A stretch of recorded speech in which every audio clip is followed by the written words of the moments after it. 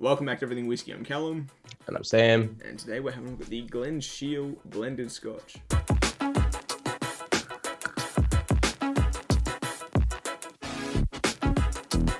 Alrighty, so this is hopefully going to be our Last? zoomed reviewed episode. I think it's probably fitting that we did with like the cheapest, weirdest one we could find yet as our last one.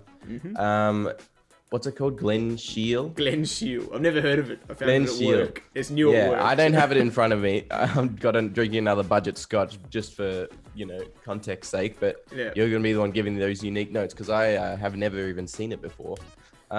It's apparently not like unheard of. Like it's a distillery that exists and it's been around and they produce some cool stuff. Like I looked and have done some releases with like single cask strength stuff, which would be cool. But from what I've read, it's basically just this one, like their budget one, 40% blended Highland malt that is like what the main thing that they sell.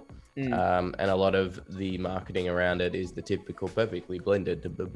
It's have it on the rocks or a highball, and it's like, just the kind of generic thing you hear about every blended Scotch and what it's intended for. Yeah. Its history is, I don't know. See, look, Scotland has like history everywhere. They've got cool history no matter what. So I feel like you can pull it out of your ass as like the reason for you creating this company. Like it would be very easy to come up with like an example of something cool in your history in Scotland for your inspiration. But they claim that the Battle of Glenshiel in 1719 was the reason. They were like, this is the bottling, this is the whiskey to kind of pay tribute to the brave soldiers and this and that, and I don't know, but A whole lot of waffle. kind of backstory. Yeah, there's always a lot of waffle with whiskey, especially the like budgety ones. But yeah, that doesn't mean it's going to be a bad whiskey. So This reminds me of High Commissioner, to be honest. That other really budget. We said that so many times. It reminds me of High Commissioner, but with a lot more ethanol impact. Okay, yeah. It's like, it smells like it has the same kind of body as the High Commissioner, but it's got obviously that overlain ethanol flavor that's just So you're jumps getting at the more of that glass. metallicness. And like an Bit of actual that burn in the nose as vodka-y. well. Yeah. I wonder if it's Yeah, mixed with vodka. Can they even do that in? I don't know. I think. What is it? There's a few of those ones. It's like Yeah, I don't know. Seagrams and stuff. I don't know like if they're Scotch or if it's like a bourbon-y type, like American whiskey type deal. I It know they smells exist, like but I that, don't know though. if I don't know if they can do that. But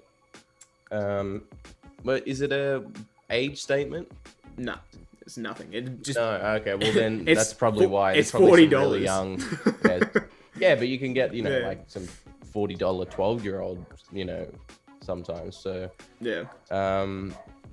But yeah, that's probably why it's tasting that young, kind of note is probably because it's got some really young barrels in there. They're probably adding a bit of E150 dye in there.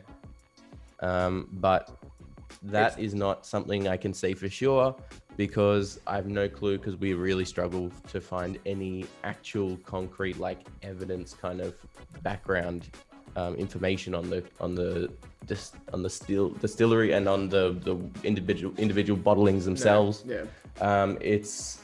You can find why their little spiel about the history and stuff, and that's basically it. There's nothing else. There's no Wikipedia for it. There's no, every time you look up like something specific, it kind of finds things unrelated to the whiskey itself. Yeah. So it's just, I don't know, it's just one of those ones where I assume if they're that small and not really putting out much information, then they're probably the type of company to be adding food dye into their whiskey, but It's quite oily as well. they to might be not honest. be.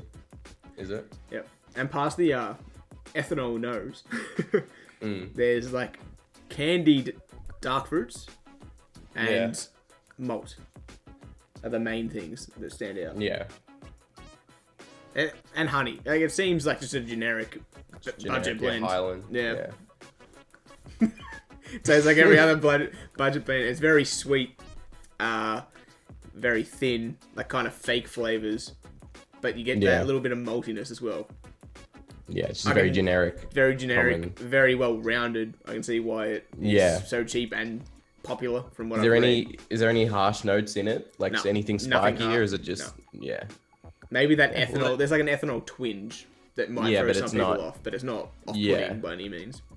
Yeah, so it's just well, then it's doing its job. That's what they created for, to just pretty much lie under the radar. Yeah. If people can sip on it on rocks and not be hurt by it, then that's one of the main goals. And if it goes in Coke without making it taste bad, then that's like you've done 50/50, you're completing your whole task as a budget blend. So I guess that's fine. When we catch up next, I'll give it a try. I mean, it's not bad. Like for $40, it's. I'd probably I'd probably buy this again, to be honest, for $40. Yeah.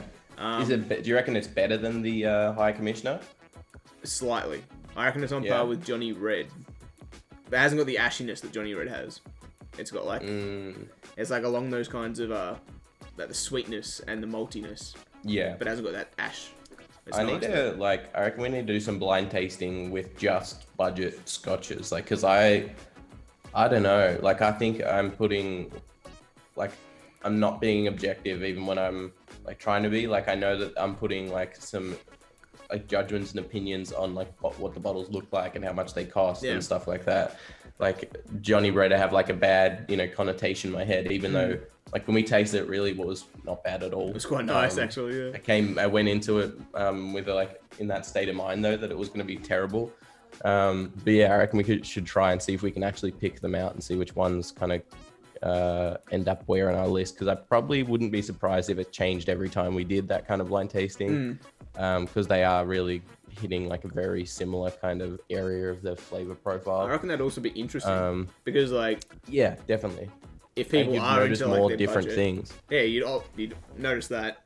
Plus then we could like mix them with Coke, like the best ones. We could pick out a couple, mix them with Coke, and then like we'd hit so many broad spectrums that people buy those whiskeys for.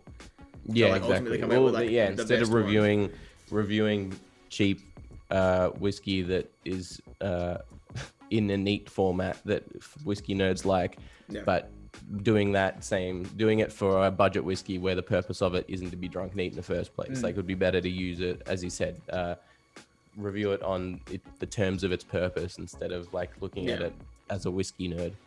I mean, like, we're not saying this is a bad. You can drink this neat, like, it's quite enjoyable. Yeah. It's just when you're in our situation that we have better whiskies, we're not going to reach for these to drink neat.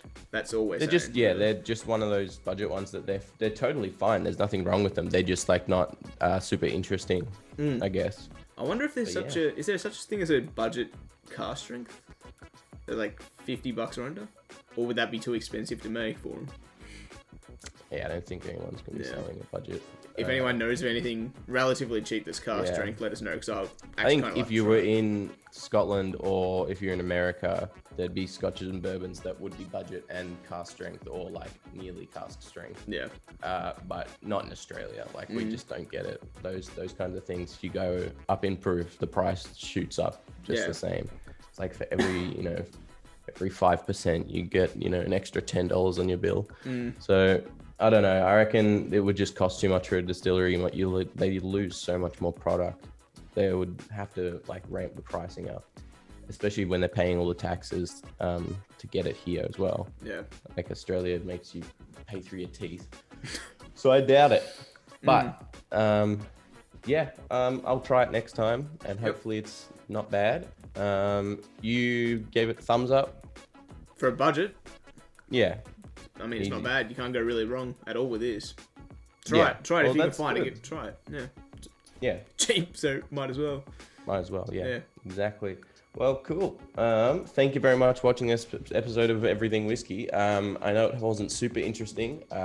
We're just this is the end of the road of the Zoom ones, and we hopefully ran out of hopefully kind of run out of like things to review on Zoom. So we couldn't find much about this one.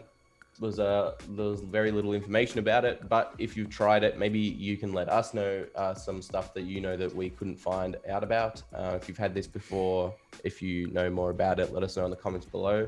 Otherwise, if you liked it, leave us a like and see future episodes from us. Maybe consider hitting that subscribe button. See you in the next one. Cheers.